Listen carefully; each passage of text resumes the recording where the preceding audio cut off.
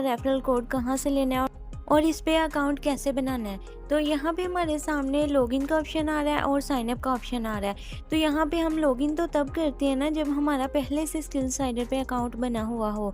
तो यहाँ पे हमने साइन अप करना है। जैसे ही हम साइन अप करेंगे तो हमारे सामने एक तो ये वाला फॉर्म आ जाएगा, तो ऊपर लिखा हुआ है साइन अप नाउ। तो हम जैसे ही साइन अप नाउ पे क्लिक करते हैं तो हमारे सामने ये वाला फॉर्म आ जाएगा। इस फॉर्म को हमने अब फिल करना है।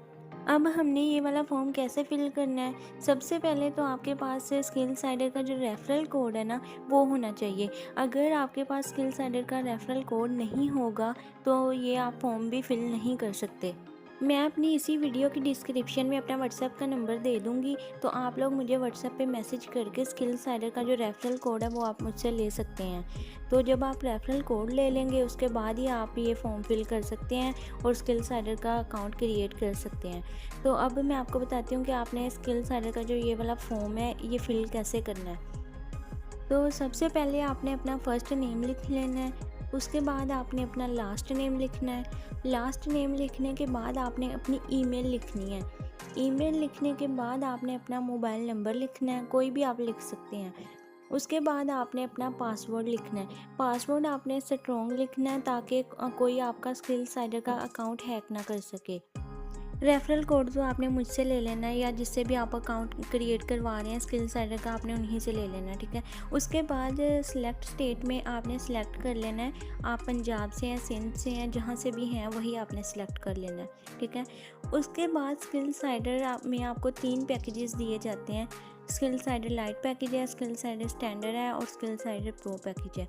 तो इन तीनों में से आपने जो भी लेना है वही आपने सेलेक्ट कर लेना है। इसके बाद यहाँ पे लिखा हुआ है इंटर कूपन कोड। तो इंटर कूपन कोड में आपने कुछ भी नहीं लिखना, ये मैं आपको बार बार बताती हूँ कि इंटर कूपन कोड में आपने कुछ भी नहीं लिखना।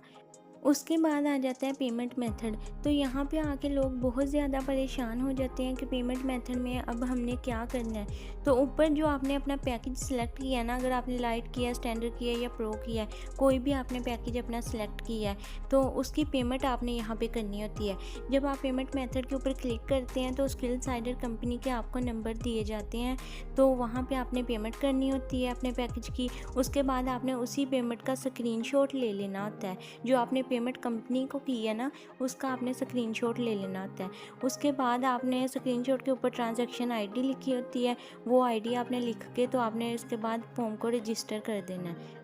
सारा फॉर्म फिल करने के बाद आपने फॉर्म को रजिस्टर कर देना है। उसके बाद आपका अकाउंट है जो स्किलसाइडर का वो प्रोसेसिंग में चला जाएगा।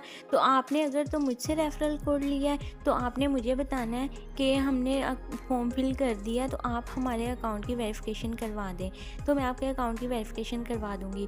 अगर तो आपने किसी और से रेफरल कोड लिया है तो आपने उनको बता देना है, बताना आपने लाजमी है, क्योंकि जब तक आप उनको बताएंगे नहीं आपके अकाउंट की वेरिफिकेशन नहीं होगी। तो आपने उनको बता देना है कि मैंने फॉर्म फिल कर दिया है, तो आप मेरे अकाउंट की वेरिफिकेशन करवा दीजिए, ठीक है।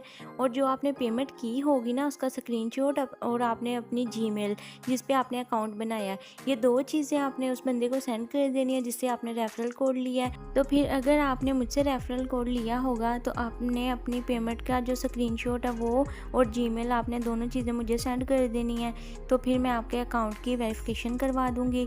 तो